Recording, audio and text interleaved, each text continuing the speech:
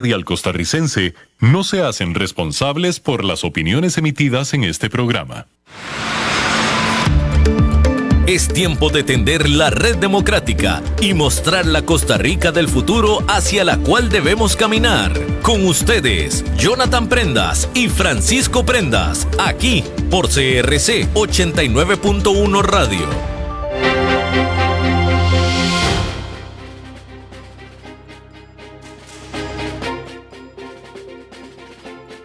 Buenos días, muy buenos días, ¿qué tal? ¿Cómo están? Un abrazo fuerte, un abrazo grande para todos los amigos que están en sintonía de 89.1 FM a través de esta señal, hoy aquí en Red Democrática, un espacio que como todos los días de lunes a viernes de 10 a 11 de la mañana le lleva a usted la actualidad nacional, la interpretación, el análisis bien desmenuzado con especialistas y también el control político que nos debe ser una responsabilidad a los costarricenses estar enterados y entender para poder actuar, porque recuerde que en Costa Rica el gobierno tiene que ser del pueblo y los gobernantes son nuestros representantes, ante todo contratados por el pueblo, designados ahí y obligados a rendir cuentas al pueblo de todo lo que se está haciendo. Muy buenos días, Francisco Javier Prendas Rodríguez les saluda del equipo de dirección y producción del espacio, al lado también de don Jonathan Daniel Prendas Rodríguez, a quien casualmente le vamos a dar la bienvenida en nuestra primera sección de hoy, a quien le damos espacio de coaching político. Red Democrática presenta Coaching Político.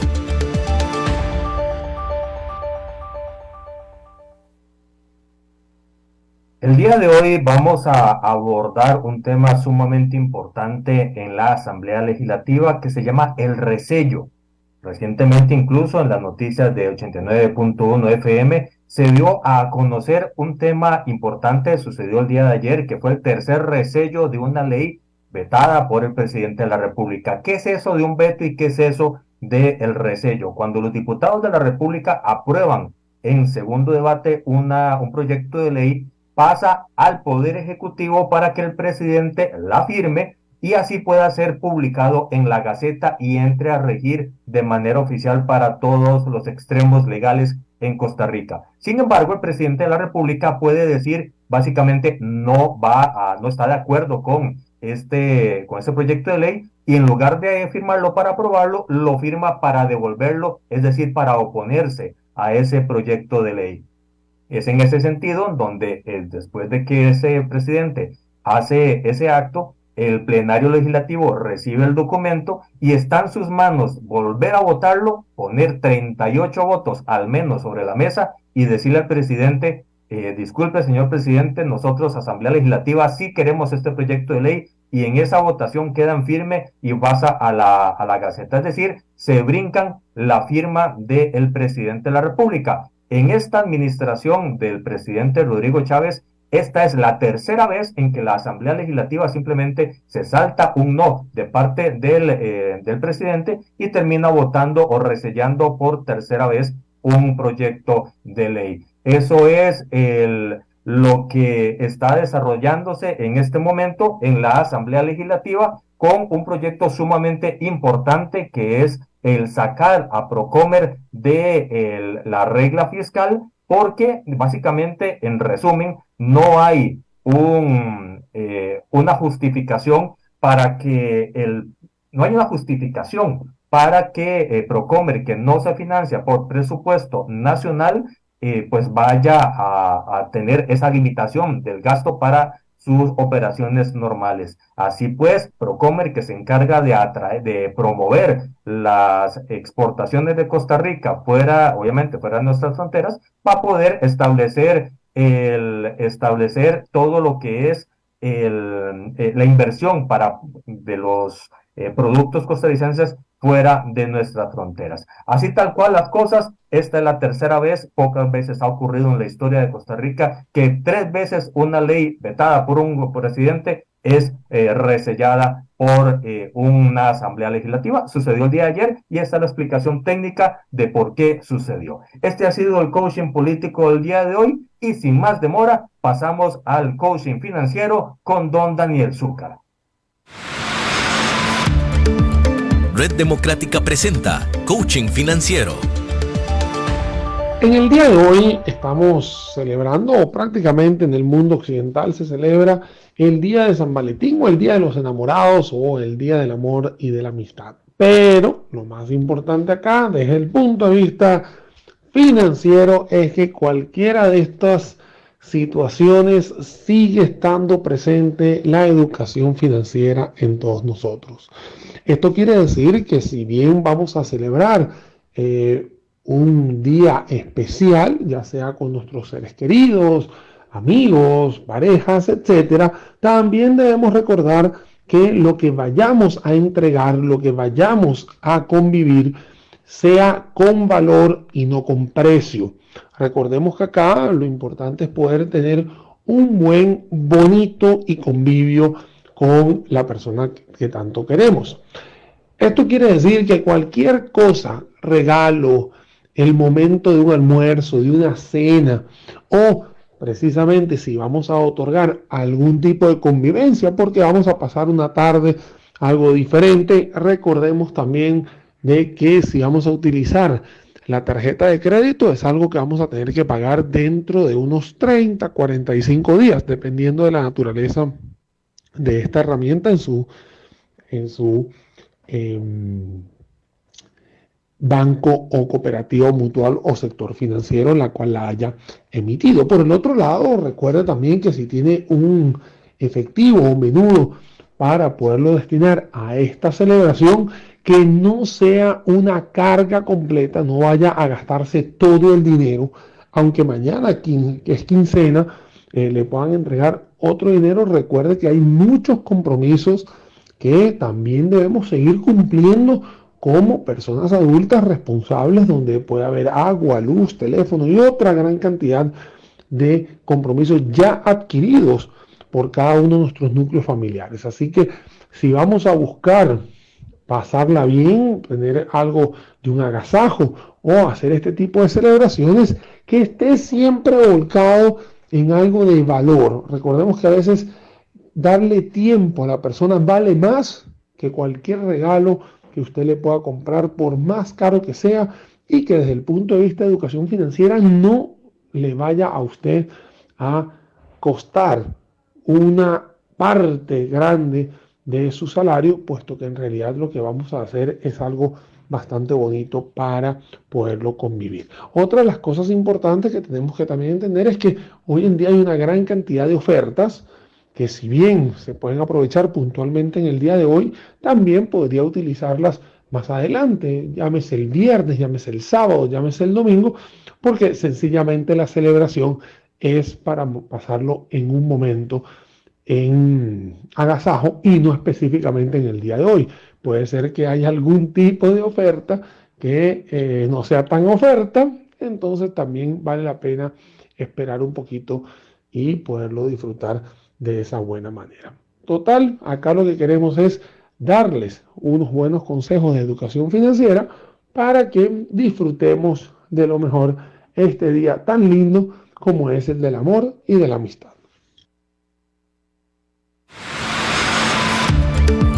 En Red Democrática hablamos las cosas como son. Red Democrática presenta Faro Nacional.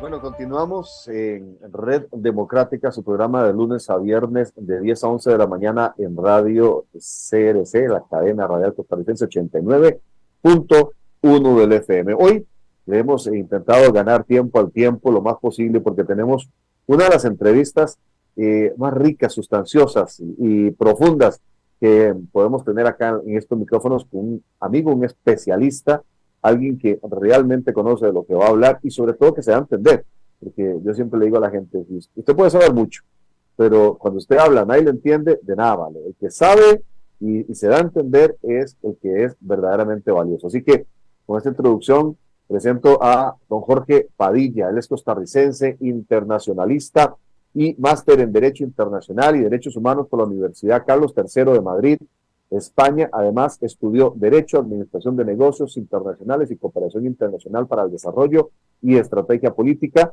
Desde hace más de 20 años se encuentra vinculado a diversos organismos internacionales presentes en la región y durante ese tiempo ha forjado una sólida carrera en la promoción de sistemas de protección internacional de derechos humanos, tanto en el sistema interamericano como a nivel universal. Ha sido asesor consultor del Departamento de Estado de los Estados Unidos de América en materia de prevención de la violencia, desaparición forzada y delitos contra los derechos humanos de las personas migrantes para el Triángulo Norte de Centroamérica. Cuenta con más de una década brindando asesoría y promoviendo litigios estratégicos en sedes constitucionales y a nivel internacional del sistema interamericano y universal en materia de derechos humanos, destacando entre sus áreas de especialidad los delitos de trata, desaparición forzada, tortura y tratos crueles, inhumanos y degradantes. Cuenta con una destacada trayectoria en la asesoría especializada a ministerios públicos, policías nacionales y ramas judiciales en múltiples países del continente. Es profesor titular de Derechos Humanos y Derecho Procesal Constitucional en universidades de Argentina, Colombia, Guatemala y México, así como profesor invitado en múltiples universidades de Iberoamérica. Un orgullo costarricense, mi querido amigo Jorge Padilla. Buenos días, bienvenido a los micrófonos de Red Democrática. ¿Cómo está? Hola, señor. Qué grato tiempo de compartir con ustedes y muchas gracias por esa generosa presentación. No, pues la verdad se defiende sola. La mentira hay que defenderla, dicen por ahí. Y gracias también por su tiempo. Sé que usted viene de reuniones con gente en Brasil, termina con nosotros, sigue en reuniones con diferentes partes de América.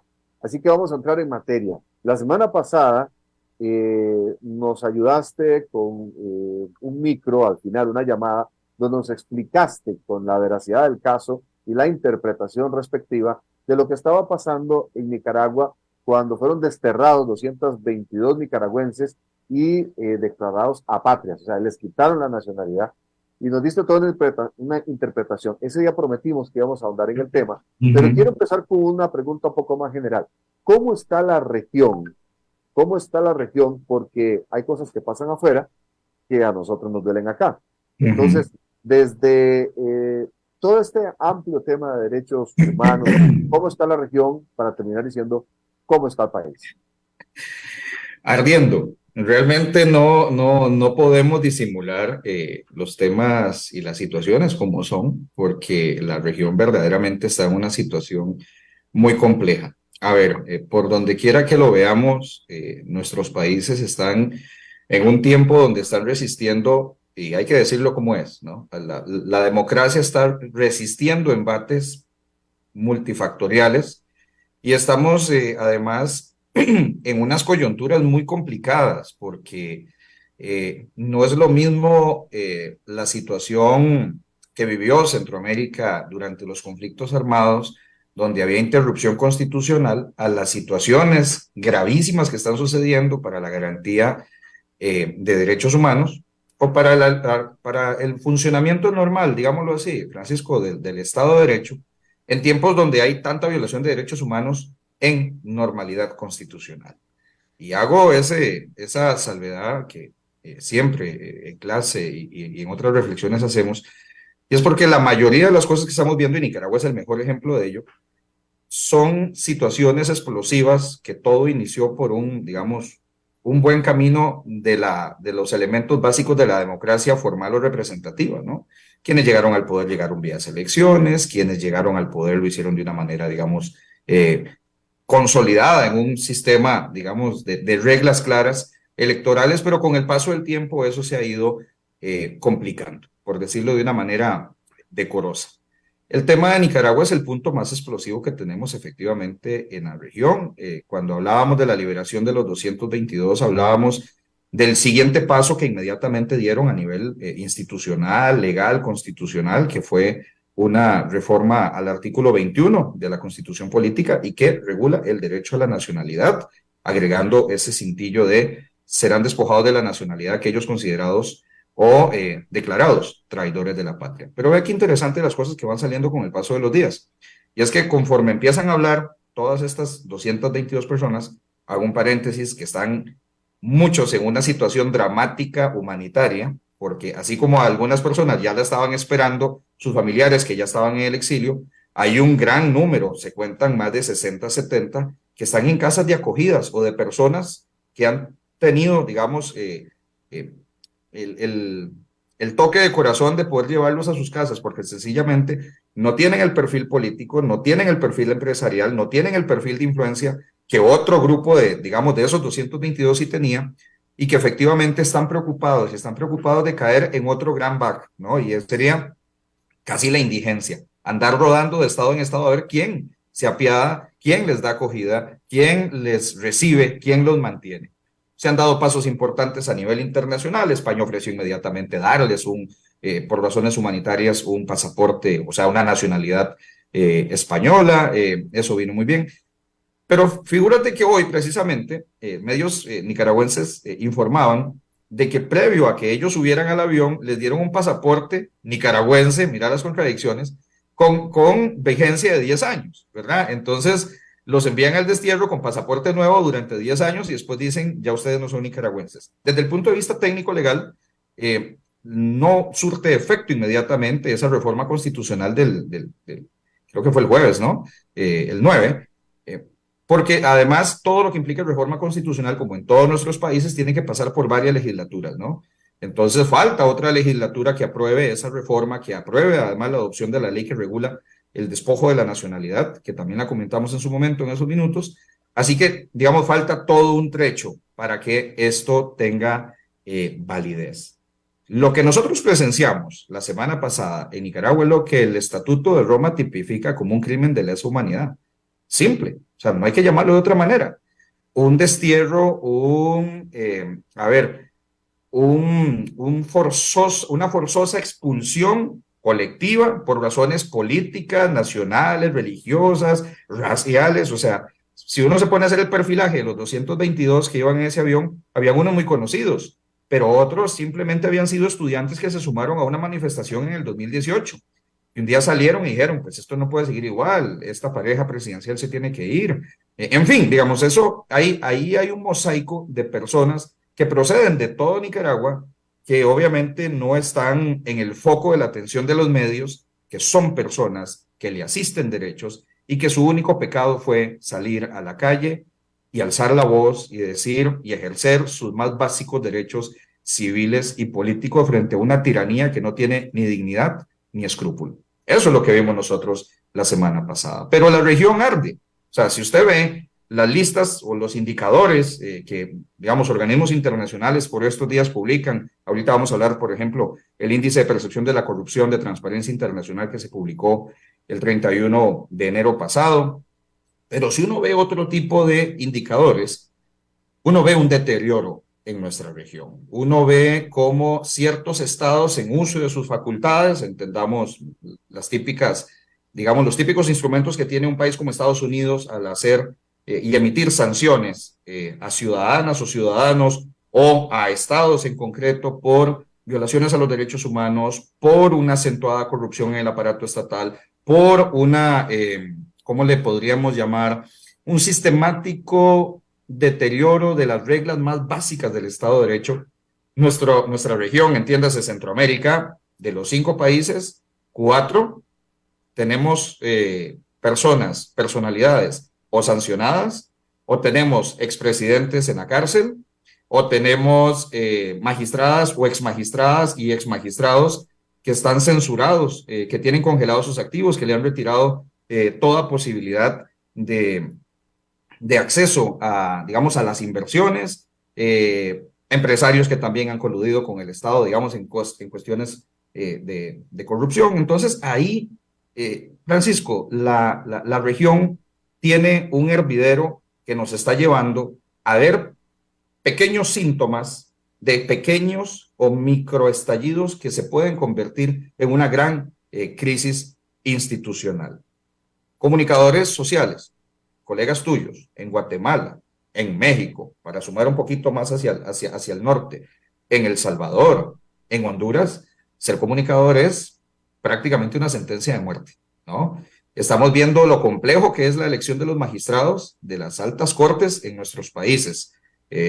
Digamos, los debates normales o de periódico que uno ve en Costa Rica, en otros países de la región, tienen el país completamente paralizado y han motivado la creación de comisiones contra la impunidad, incluso para que los mejores perfiles puedan llegar y acceder. Honduras se debate durante largo tiempo y aún el sábado no lograron renovar los 15 escaños de las altas cortes, ¿no? Y ahí tenemos grandes llamados de colectivos sociales, de colectivos internacionales, preocupados en solidaridad genuina porque las reglas más básicas del Estado de Derecho se impongan y no favoritismos ni agendas políticas, ni agendas, digamos, de turno que pudieran posicionar a ciertas figuras que puedan generar digamos, una extensión de lo que muchos expertos y expertas han llamado el pacto por la impunidad.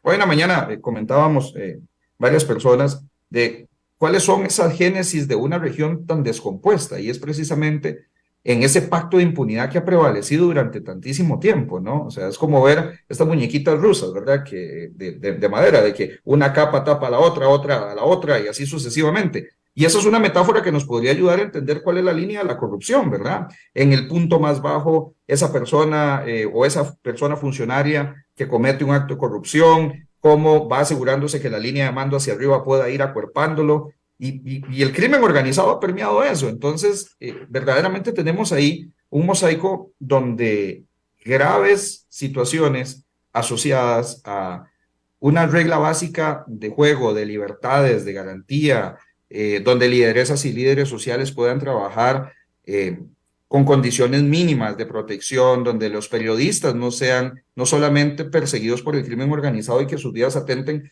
sino de que se les abran procesos penales, cuidado, el que estamos viendo aquí en Costa Rica, no lo quiero dejar de mencionar, donde verdaderamente ahí se pueden dar ataduras ante eventuales condenas para poder ejercer ese accountability, esa veeduría ciudadana, todo aquello que le da seguridad jurídica al actuar del Estado. La inseguridad, y aquí un punto importante, no solo desde el punto de vista de la prevención del delito y de la violencia, sino desde lo jurídico, Francisco, es una traba absoluta que estanca el desarrollo de nuestros países.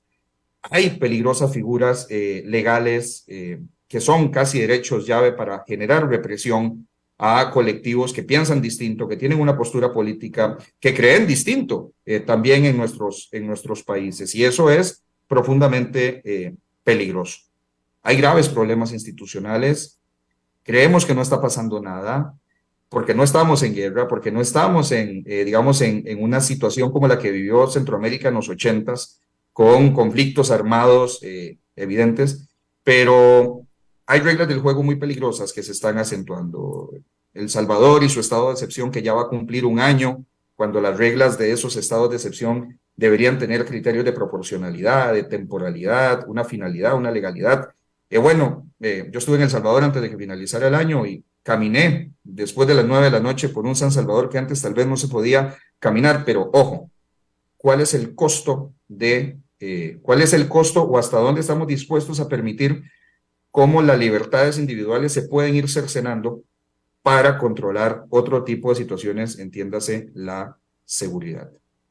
Y entonces ahí, dale. No, es que hace rato estoy apasionadamente escuchando lo que estás diciendo y no quiero quitarte tiempo para que sigas con la idea, pero me preocupa lo que mucha gente puede estar pensando, al igual que yo, cuando escucha el programa aquí en Red Democrática, que no está pasando nada. Es que mucha gente dice, por ejemplo, voy a hacerte un comentario, aquí debería reprimirse la delincuencia como lo hace Bukele en El Salvador. No lo dice un especialista, lo dice la gente porque dice, allá se construyen cárceles, se quitan las maras, y cuando se analiza y se desmenuza un poquito más eso, se dice, bueno, pero se reprimió, se justificaba quitarle garantías individuales a las personas con tal de quitarles el derecho a la delincuencia que nos perjudica a todos. Eso es básicamente la lógica muy, muy simplista. Pero la frase que vos constantemente has dicho, pareciera que no está pasando nada, pero sí está pasando. Y te fuiste a México, mencionaste Guatemala, Honduras, Nicaragua, sabemos cómo está Venezuela, hay casos en el Caribe, Haití, y mucho más por ahí. A ver, todo este análisis que estás haciendo, maravilloso, nos tiene que hacer reflexionar a todos de que sí están pasando cosas, de que muchas cosas se están haciendo a conveniencia de solamente algunos para ciertos intereses que podrían ser buenos o no, o que podrían ser populistas también, pero que muchas veces es al final una administración del poder que pone en tela de juicio la permanencia de una democracia sana y de un Estado con división de poderes como tiene que ser, y al final usted es bueno mientras no le lleve la contraria o le estorbe al que tiene el poder, porque si no terminas como esos desterrados de Nicaragua que simplemente un día protestaron, con su derecho a protestar como lo tenemos aquí en Costa Rica, y que por eso a alguien no le pareció, y ese alguien estaba en el poder, y termina en un avión con un pasaporte que no va a valer nada durante un tiempo, dentro de un tiempo, y él sin patria, sin norte, sin casa, sin nada, simplemente porque no era, como vos decís, alguien económica o políticamente fuerte. Entonces, pensar que no está pasando nada es un graso horror. Es la receta autoritaria 2.0, renovada, tropicalizada y además globalizada. Porque si uno ve, por ejemplo, las leyes que llevaron a Nicaragua, digamos, acallado, digamos, hasta llegar al estallido social del 18, teníamos datos, evidentemente que nos movemos en esto, mantenemos viendo este tipo de miradores mundiales, pero no había estallado este asunto, ¿no? Pero ya venían relatos, ya habían, digamos, manifestaciones de represiones, de la adopción de algunas normas, pero hay una norma, por ejemplo, ahora que mencionabas el tema Bukele, la ley de agentes extranjeros. Es la misma que se utiliza en Nicaragua, es la misma que tiene El Salvador. Y es un tema donde asfixia a sociedad civil que trabaja con fondos de cooperación internacional o que si, no sé, alguien te contrata como consultor en ese país, eres nacional de ese país y te llega la cuenta, no sé, un pago por un honorario, una consultoría, pues sencillamente ya está siendo un desestabilizador nacional, ¿no? O sea, vea, y ese fue los prepasos que empezamos a ver de una represión en un momento de total normalidad. ¿Por qué? Porque revestimos de legalidad lo que antes era ilegal. Entonces, es como ver la reforma del Código Penal cubano. O sea, hay temas, y porque he trabajado muy de cerca con algunas cosas ahí, hay episodios de requisas en plena vía pública que se tienen documentados a menores de edad por personas no aptas y bueno, pasamos de generar de que esto fuera una cuestión que nos sorprendiera, bueno, entonces incluyámoslas en los códigos penales como un delito, la resistencia a ese tipo de controles, y entonces tenemos instrumentalizada la represión. Legalizamos. Parece que es el común denominador en todos estos estados en donde se están dando estos movimientos. Ve que el tema de agentes extranjeros tiene punto cumbre, la famosa ley 1055 que yo les mencionaba en esa cápsula, que pone en una lista los presupuestos que hacen que una persona esté atentando contra la paz nacional, que esté socavando la autodeterminación del pueblo, que esté socavando la autoridad del Estado, N cantidad de cosas, ¿no? Y si hacemos el checklist, pues son libertades individuales, Francisco, o sea, que toda persona tiene. Entonces, esto es tremendamente peligroso. Podemos analizar después todo un tema en otros países, pero mencionabas México, mencionabas Haití. Haití es un caso espantoso de lo que está sucediendo desde el punto de vista humanitario. Los médicos se fueron a huelga hace meses y hay gente que se está muriendo en los hospitales a la buena de Dios, ahí que los familiares llegan a atenderlos. Las bandas criminales, las llamadas gangas, del inglés gangs, así se le llaman en Haití, están cooptadas ahí por una figura súper oscura, un ex policía que decidió armarse hasta los dientes, tiene a todo el mundo atemorizado, y son decenas de bandas criminales que controlan ese territorio. Magnicidio, acuérdate que mataron al presidente de madrugada hace no más de un año. Y desde entonces hay un primer ministro interino que casi que está a lo que le permitan las bandas criminales poder hacer. Organismos internacionales no han podido volver a trabajar allá. Si uno va a República Dominicana, estuvimos hace unos días por allá, y el tema de la migración masiva, las expulsiones de personas haitianas en República Dominicana hacia Haití, que tiene además sendas sentencias en el sistema interamericano, los temas asociados a la salud pública, brotes de cólera. O sea, tenemos a 3 horas en avión de acá una bomba de tiempo. Muchos, cientos, miles de todos ellos y ellas están transitando por acá en caravanas migratorias que pues uno en el día a día tal vez no lo reconoce, pero si uno se va a dar una vuelta al sur del país o va por allá por los Chiles, pues uno se dará cuenta todo el negocio que se mueve en torno a eso, la movilización que se mueve en torno a eso, y eso podemos hablarlo hacia el final del programa. ¿Cuán preparados están nuestros cantones para recibir oleadas migratorias, por ejemplo, desde el punto de vista de la seguridad, la asistencia social, las instituciones del Estado presentes en esas, digamos, entidades territoriales, entre otros temas? Los asuntos asociados a cómo parece que no pasa nada. Bueno, México se debate unas reformas legales que se las traen. La reforma a las reglas del juego electoral por estos días. La militarización de todos los estados en que se está dando para tratar de contener el tema del crimen organizado. Otros dicen de que está tan entronado ese crimen organizado, ese pacto de impunidad, que va a costar sacar esa dinámica de ahí.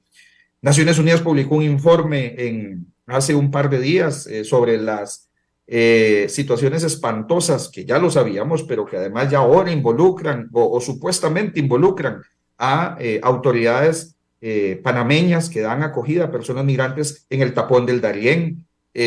Los testimonios son desgarradores. Las personas que están deambulando por toda la región, que vienen huyendo de un régimen pues absolutamente criminal como el que hemos tenido desde el punto de vista humanitario en Venezuela. O sea, realmente estamos en una región donde en medio de todo eso el crimen organizado, el trasiego de droga, la extorsión transnacional está a la luz del día. Temas asociados a delitos digitales también. O sea, podríamos hablar de muchísimos grandes asuntos, y en el medio está un Estado que fue concebido con las reglas del juego de aquellos tiempos, que tiene estructuras que se tienen que ir adaptando a una modernidad, pero una modernidad entendida, centrada en las personas, y que lucha con unas fuerzas como la corrupción en las instituciones del Estado, valga la redundancia, muy, pero muy potente. Y ahí es algo en donde tenemos que prestar también atención, y bueno, en un momento les voy a comentar un poquito del índice de percepción de la corrupción de Transparencia. Y antes de irnos al tema de corrupción aquí en Red Democrática, en 89.1 FM, un aspecto que conversamos en algún momento en una conversación, y es aquello también de la política de los Estados Unidos, como vos lo decís, de tirar el portón un poco más hacia afuera de ellos, ¿verdad? Al sur. Que ya el problema ya no sea cuando llegan allá o cuando cruzan el Río Grande,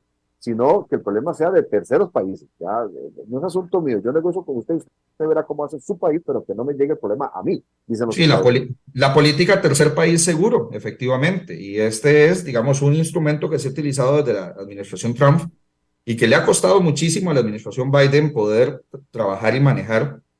Ha enfrentado directamente a, sobre todo el Triángulo Norte de Centroamérica y México, y bien dicho eso, el portón lo ha bajado a cada vez más hacia el sur. Las personas que quieran entrar a los Estados Unidos tienen que hacer toda una gestión de refugio en esos llamados tercer país seguro, ¿verdad? Entonces, ¿cuáles son esos países? México, Guatemala, Honduras, El Salvador, pero sobre todo Guatemala y México, donde efectivamente la gente migrante se está quedando estancada. Y esto lo uno con lo que cerraba antes de tu comentario. ¿Cuán preparados están nuestros estados para sostener estas oleadas de personas que pues simplemente lo que quieren es cruzar este territorio centroamericano para tratar de alcanzar algún nivel de vida adecuado? La región está así, Francisco, la región se desvive entre agendas políticas cortoplacistas y otras que quieren permanecer mucho en el poder. Tenemos crisis de partidos políticos, empezamos hablando de eso también, tenemos crisis de representatividad, el personalismo está ganando la carrera de una manera, digamos, muy acelerada. Podríamos ver de que nuestros estados en esa dinámica en la que se han encontrado frente a emergencias migratorias, hacia políticas que no pueden resistir de un vecino tan poderoso como los Estados Unidos, porque bueno, no hay almuerzo gratis, ¿verdad? Por aquí va la línea y si no, no hay cooperación. Eh, pero realmente debemos entender de que hay verdaderos retrocesos eh, donde efectivamente quienes han tenido una situación económica complicada hoy están a las puertas de una pobreza extrema y que quienes efectivamente, aunque suene trillado, pero es que es la verdadera realidad del tejido social, quienes han tenido algo están a las puertas de tenerlo todo. Y ahí, en esas brechas, vamos a ver conflictos sociales, vamos a ver más cuestiones asociadas a una xenofobia exacerbada, ¿verdad? De que por qué vienen a recibir beneficios del Estado si ni tan siquiera yo lo tengo, ¿verdad? Son algunos de los argumentos que tenemos ahí. Francisco, ¿cuán preparadas están nuestras policías para contener, entender estos fenómenos? ¿Cómo están preparados para no asumir un rol de juzgamiento, sino de prevención del delito y de la delincuencia o de las violencias? Siempre lo hemos manifestado, ¿verdad? Cuando estamos en estas reflexiones con los estudiantes, es lo mismo la prevención de la violencia en San José que la prevención de la violencia en zonas costeras, en zonas rurales, zonas limítrofes. Claro que no. Bueno, está preparado con un enfoque territorial diferencial nuestra policía para eso. Recientemente en unos trabajos que estábamos haciendo con otros policías, la sociedad civil decía, bueno, es que esa gente parece que no sabe usar un arma, y cuando uno llega y les pregunta, bueno, ¿cuántas veces has visitado el polígono? Pues en 25 años de servicio 2 veces. Eso es gravísimo. Eso nos habla de que las reglas más básicas del ABC, de uso de la fuerza, de uso de arma de fuego de letales y no letales, pues realmente pende de un hilo. Y entonces ahí podemos ver, sin ser alarmista en la región, pero tenemos que ver a lo que pasa en Haití. O sea, el famoso barbecue Charicier, creo que se llama, el individuo pues es el que da las reglas del juego de quién tiene armas, quién no tiene armas, a quién vive, quién sobrevive, quién puede, cuál ambulancia, si es que hay capacidad para que exista una ambulancia, pueda pasar de un barrio a otro, quién vive, quién se muere.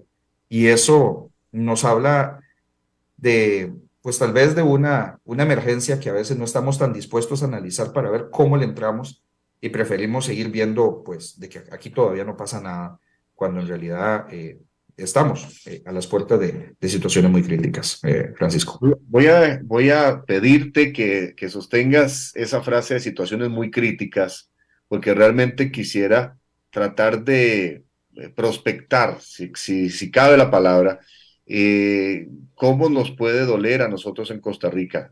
Decías el tema de la preparación de las policías. Me acuerdo de un cercano amigo que él es escolta, es un guardaespaldas profesional. Él aquí en Costa Rica ha resguardado a muchas celebridades que vienen acá, entran y salen del país, nadie se da cuenta y son, no sé, dueños de Facebook, de Microsoft, de herederos de la corona inglesa, o sea, de todo, entran acá y él es experto en ese tipo de cuidados. Y un día estábamos hablando de una situación hipotética, él andaba armado ese día, y le digo, ¿qué pasa acá si sacas el arma? Si alguien dispara y tienes que sacar el arma, y me dice, no, si alguien disparó, ya yo estoy tarde. Nosotros estamos capacitados y mentalizados para actuar e identificar el riesgo antes de que alguien desenfunde y dispare, porque entonces ya yo no cumplí mi trabajo, ya me dispararon o dispararon a la persona que yo estaba cuidando. Esto lo digo por el tema de la preparación, porque muchas veces circulan videos de policía que no está preparada, gente que no supo actuar, pero hablas también de la falta de cuidado en la capacitación, en los recursos, en el manejo, en el respeto a las personas. Al final son seres humanos y eso nos tiene que interesar porque al final son los que cuidan al país, los cuidan a las personas y también ellos reciben órdenes. Y ahí me devuelvo un poquito al La comentario. debida obediencia. Exacto, lo que te iba a decir de todo eso. Hablabas de que hay gente que está muy próxima a tener todo el poder y hablabas, y todo esto que está pasando nos lleva a cada vez más grandes problemas de desigualdad. Costa Rica se ha vuelto un país cada vez más desigual, eso lo usan normalmente en temas financieros y económicos, pero lo cierto es que en la calle hay gente que producto del tema económico, el tema financiero, están lidiando con problemas ya de necesidades vitales mínimas todos los días. Entonces, me parece que hay un común denominador en la justificación de por qué se violenta un derecho humano y es el acceso o el tratar de mantener el poder, muchas veces concentrado en algunas personas y o en los que están detrás de esas personas que quieren mantener el poder, porque muchas veces el que está al frente no necesariamente es todo el poder y toda la cabeza. O sea, yo podría pensar a la distancia que Daniel Ortega y su esposa son los que comandan ahí. Si no son ellos, no pasa nada. Pero lo cierto de las cosas es que en México, en Guatemala, en Honduras, en Nicaragua, en todo lado es un grupo de gente que no necesariamente salen a la palestra, a la luz pública y que necesitan mantener el poder. Entonces, eso me lleva a la corrupción. Eso me lleva a pensar que Costa Rica bajó en el índice, en la medición mundial de corrupción. Eso me lleva a pensar que si América es un cuerpo, el cáncer es que está haciendo metástasis está empezando a tocar a Costa Rica, no ahora, hace mucho. Y eso nos debería preocupar muchísimo, pero ¿cómo lo tenemos que entender y qué tenemos que hacer, Jorge? Y es que ahí hay que agregarle otro elemento que la región está debatiéndose y es un debate viejo, pero lo estamos viendo en aplicación como algo cada vez más acelerado. Y es, bueno, no es nuestro caso porque nosotros no tenemos fuerzas armadas, pero ojo, hay que mirar esos espejos. Y es la incursión de los aparatos militares en las labores de prevención del delito, de prevención de las violencias y de combate al crimen organizado. O sea, tenemos una cada vez ante las demostradas, y aquí tenemos que ser bien equilibrados en este análisis, Francisco. Cuando digo las demostradas, puede ser demostrado por la agenda que quiere mostrar de que el asunto está tan caótico de que tiene que venir otro tipo de solución para arreglarlo, ¿verdad? Entonces tenemos muchos países donde el discurso público que nos dicen es, y ahí podría haber una intencionada debilitamiento de la institucionalidad encargada del orden y de mantener el orden y la seguridad, y decir, no, es que la policía ya fracasó, ya la policía como fue concebida ya no sirve, ocupamos el aparato militar para que se haga cargo de eso. Ojo, porque no es lo mismo una persona policía entrenada para prevenir las violencias y prevenir la comisión de delitos y otra cosa es la preparación militar castrense que tiene una persona que está, y ya lo dijiste, está capacitada para recibir una orden y es ejecute. Y ahí viene el tema de, no lo digo yo, lo dicen las sentencias del Tribunal Interamericano de cómo la incursión del aparato militar en el mantenimiento del orden y la seguridad ha llevado a violaciones de derechos humanos muy complejas. O sea, muy complejas. ¿Podría uno hablar de las masacres desde el tiempo de la guerra civil en Centroamérica? Pues sí, pero también las nuevas formas de tortura que han sufrido las víctimas que pertenecían a colectivos digamos, de grupos en situación de vulnerabilidad histórica y estructuralmente excluidos. Y hay una brutalidad en el manejo de las situaciones que no podemos reducir a simplemente fue un daño colateral de la operación, ¿no? Entonces, ahí hay un punto que hay que ponerle muchísima atención. Si uno hace un barrido, bueno, Naciones Unidas publicó, creo que en septiembre, publicó una encuesta nacional sobre seguridad ciudadana y ahí decía, bueno, las mujeres, los adultos mayores son las personas que se sienten más inseguras, hay sitios claves en los cuales hay una inseguridad mucho más focalizada, pero si uno extrapola todo ese tipo de cosas, pensemos en cuál es la expectativa que tiene la niñez al ver de que el crimen organizado comanda absolutamente todo en mi comunidad. Entonces, las preguntas de para qué voy a la escuela, para qué voy a ser una buena persona, si al final y al cabo me cooptan ahí y voy a ganar más dinero de lo que me voy a ganar trabajando, eso es un tema de tejido social. Y eso podría estar sucediendo en el desaliento de muchas de estas generaciones de decir, ¿para qué estoy entrando a eso? Entonces, no hay una línea divisoria entre lo correcto y la lucha y la corrupción como tal, en cualquier nivel, ¿no? Entonces, veríamos como muy fácil de que las cosas se logran a partir de otro tipo de vías y de mecanismos. El uso de la fuerza en las manifestaciones sociales. Francisco, ¿cuánto no fue esto un asunto en Chile con los carabineros? ¿Cuánto no fue esto un asunto en la Colombia con sus policías en el estallido social del 2021? La represión como se ha hecho en algunos episodios de algunas huelgas de acá también. No nos quedemos tan viendo hacia afuera. Tal vez las magnitudes son distintas, guardando las distancias, pero todo esto es preparación. Y todo esto es preparación en entender de que lo que tiene por delante el servicio del mantenimiento del orden y la seguridad no es un enemigo público llamado persona humana. Porque ahí también se teje toda una telaraña de que el enemigo a vencer o es la policía o el enemigo a vencer es la sociedad civil organizada. Entonces salieron a una manifestación y hay que pegar duro. Me atrevo nada más a interrumpirte un segundo para hablarte de las especulaciones que siempre se han dado en diferentes casos de países que has mencionado y otros de incursión, por ejemplo, de agentes externos desestabilizadores de Cuba, de Venezuela, que siempre dijeron, bueno, en Chile está pasando eso, en Colombia está pasando eso, porque al final es desestabilizar. Aquí los conceptos son poder, corrupción, desestabilización, desigualdad, violación. Es grave, Jorge, me parece que entenderlo y si es posible, y en estos minutos que nos quedan, hablar de anticiparnos, porque hablabas de estallidos sociales. Bueno, cuando la gente le empieza a costar comer, no es muy fácil mantener la calma. Y hambre hay en todos los países, pero cuando empieza a aumentar y hay desempleo y hay necesidad de lidiar con eso, y aparte hay migraciones, ¿verdad? Que se han dado, que vienen con los mismos problemas y vienen a sumar en aquella olla de presión. Llega un momento en el que simplemente estalla. No sabemos qué fue la chispa, pero estalló.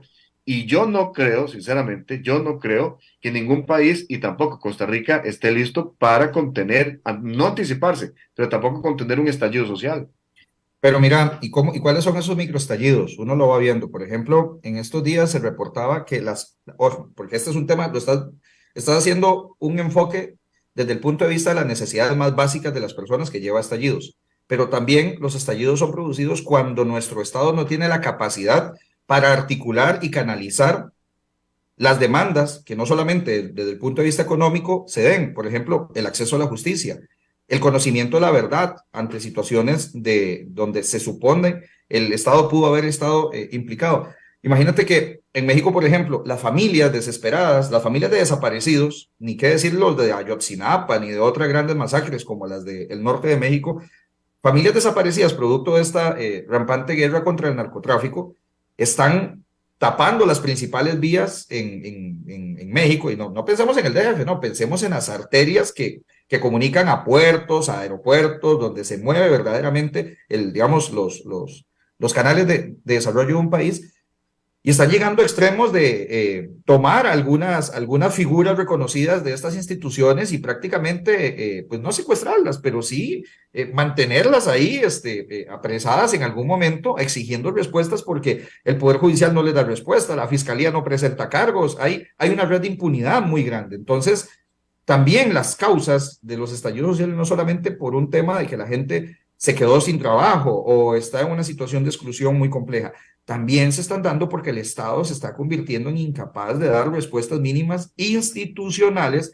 de donde debería más o menos de funcionar para las demandas ciudadanas. Mira, mencionabas que Costa Rica en el índice de percepción de la corrupción había perdido 4 puestos, pero por ejemplo, Panamá, bueno, Costa Rica está en el puesto 48, para tenerlo en claro, de 180 países, está en el puesto 48. Eso significa que perdió 4 puntos respecto al 2021. Podría comentarles por acá. Panamá en el 101 de 180.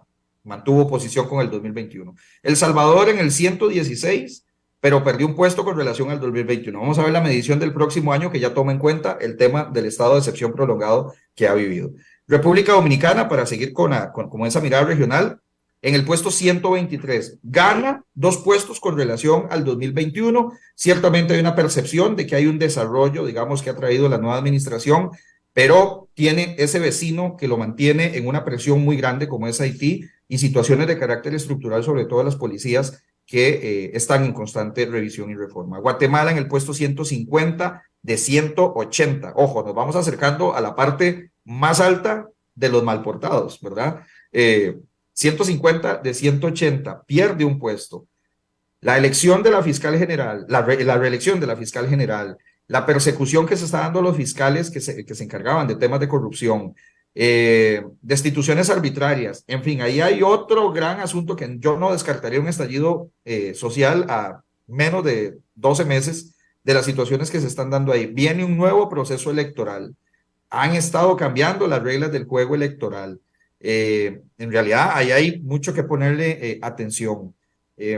México está en el puesto 126, lo mantuvo con respecto al 2021, pero tenemos que ver el tema de la militarización, tenemos que ver el tema de las reformas que se están planteando, están en campaña electoral, hay un juicio mediático enorme con la más alta figura, el exfuncionario de más alto rango que está siendo juzgado en una corte en Nueva York por temas de narcotráfico, y eso hay que ponerle mucha atención ahí, por todo el daño colateral que va a generar con medios de comunicación, con autoridades del Estado, a todos los niveles.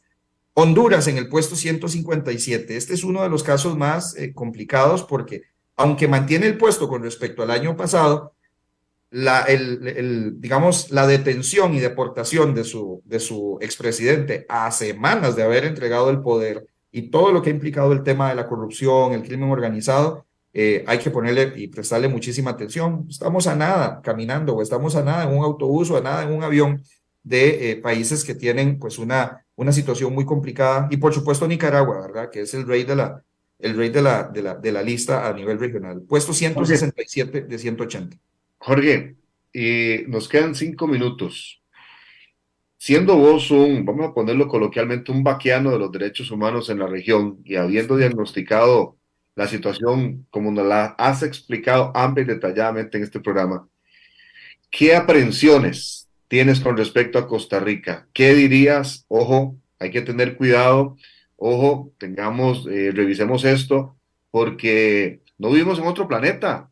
Somos vecinos de Nicaragua. Como vos decís, estamos a 2, 3 horas de todos estos conflictos que estás hablando. ¿Qué tenemos que cuidar en Costa Rica? Lo digo en las aulas y lo digo todo el tiempo. El creer de que aquí no pasa nada es nuestra peor amenaza. El decir de que aquí el sistema educativo anda bien es negar las verdaderas falencias del sistema educativo, que en 20 años vamos a verlas con una, digamos, y no quiero ser pesimista. Yo soy llamado a ser optimista siempre, además en este campo hay que ser muy optimista, pero las verdaderas brechas que evidenció el COVID, como desnudó el sistema y lo que nos ha dejado, lo que no se ha resuelto, hay que ponerle atención a 15, 20 años de toda esta generación que ha estado en apagón. Los temas asociados a la seguridad. No es cualquier vecino el que tenemos con Nicaragua.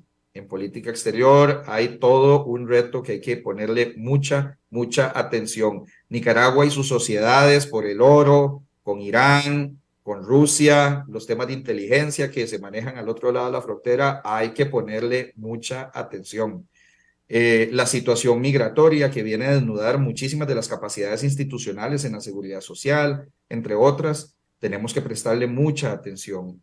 A nivel de la preparación de los policías es algo que a mí me preocupa muchísimo. Ellos además tienen en algunas, voy a ser muy honesto o brutalmente sincero, las condiciones en las cuales se encuentran nuestros policías es para prestarle muchísima atención.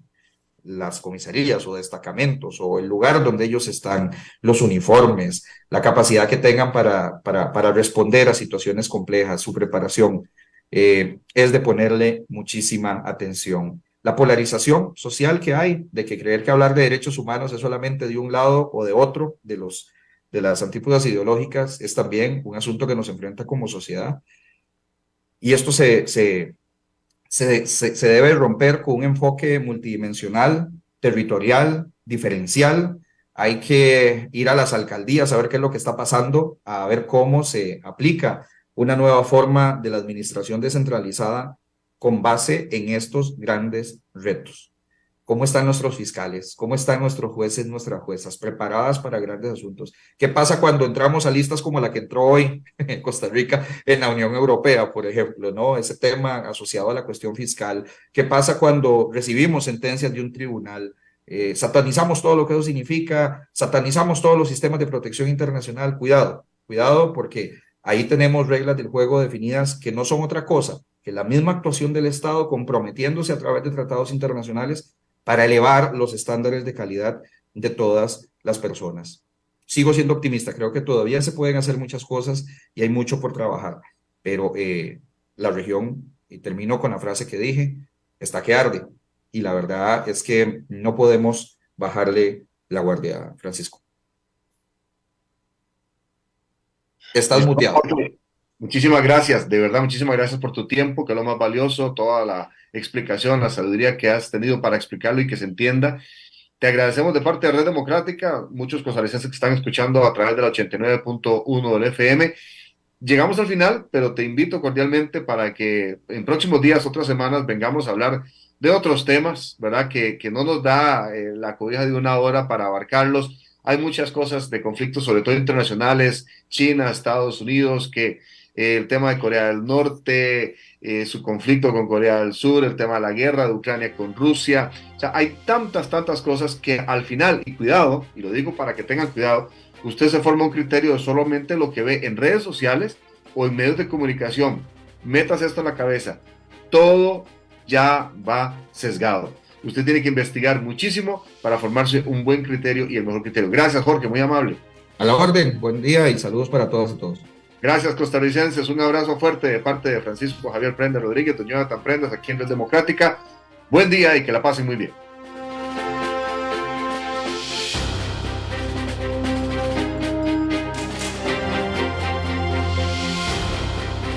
Esto ha sido todo por hoy en Red Democrática.